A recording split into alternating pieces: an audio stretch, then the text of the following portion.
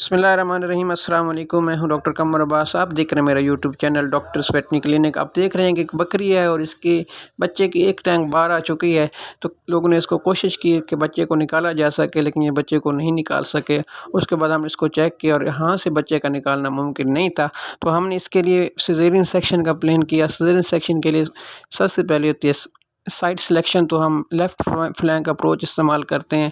उसके बाद इस एरिया की शेव करते हैं। अच्छी तरह शेव करने के बाद इसको स्क्रब करने के बाद हम ट्रैप यूज़ करते हैं, ताकि मैक्सिमम जो हम इसकी सफाई सुथराई का ख्याल रख सकें और मिनिमम जो है वो इसमें कंटामिनेशन हो। तो उसके बाद हम इसमें ज़ैलुकेन का इस्तेमाल करेंगे एज अ लोकल एनेस्थीसिया, ताकि यहाँ पर जो है सेंसेशन कम हो जाए। तो इन्वर्टेड एल ब्लॉक अप्रोच हमने इस्तेमाल की। और यूट्यूब पॉलिसी की वजह से ये पूरी वीडियो मैं आपको नहीं दिखा पाऊँगा। इसके बाद हम स्किन को इंसाइज करते हैं।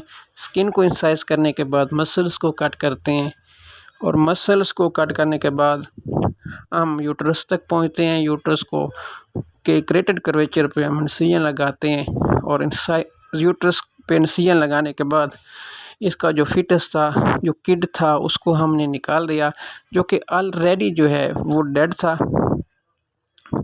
तो हम उसमें भी कोशिश करते हैं कि हम कंटामिनेशन को कम से कम करें और यूट्रस के अंदर हम पेनिसिलिन का इस्तेमाल करते हैं और लेयर बाय लेयर स्विचनिंग के में भी हम पेनिसिलिन को रिकमेंड करते हैं। तो इसके बाद हमने बच्चे को निकाल दिया, जो कि पहले डेड था, ये आप देख सकते हैं। तो फिटस को किड को निकालने के बाद हमने यूट्रस को स्विचर किए, लैम्बर्ट स्विचर लगाते हैं, फिर मसल्स पे कंटिन्यूस स्विचर लगाते हैं, कैटगट का इस्तेमाल करते हैं और फिर स्किन पे हम जो है वो स्विचरिंग कर देते हैं।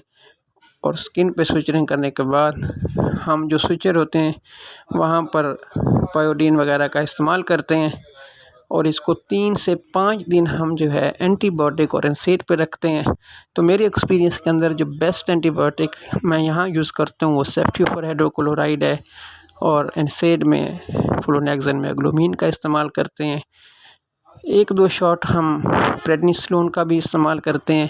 अगर जानवर वीक हो तो मल्टीविटामिन का भी इस्तेमाल कर सकते। आप देख रहे हैं कि अल्लाह के फजल से ये बकरी बिल्कुल ठीक है। इसकी दूसरे दिन की वीडियो है। जानवर बिल्कुल एक्टिव है माशाल्लाह। और इस तरीके से जो है इस बकरी की जान को बचाया गया। मेरी वीडियोस का मकसद होता है कि आपको अवेयरनेस दी जाए, हम जितने भी जानवरों को की लाइफ को बचा सकें।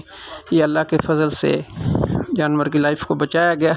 अगर हम बच्चे को वैसे ज़ोर लगा के निकालते तो बकरी की ज़िंदगी को भी नहीं बचाया जा सकता था। बच्चा तो पहले ही मर चुका था।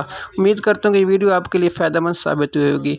मेरे चैनल डॉक्टर वेटरनरी क्लिनिक से जुड़े रहें। चैनल को सब्सक्राइब करें, लाइक करें और अपने दोस्तों को लाजमी शेयर करें, ताकि ये मुफीद जो मालूमात है आपको बर वक्त पहुँचती रहे। अस्सलामु अलैकुम व रहमतुल्लाहि व बरकातुहू। फ़ी अमानिल्लाह।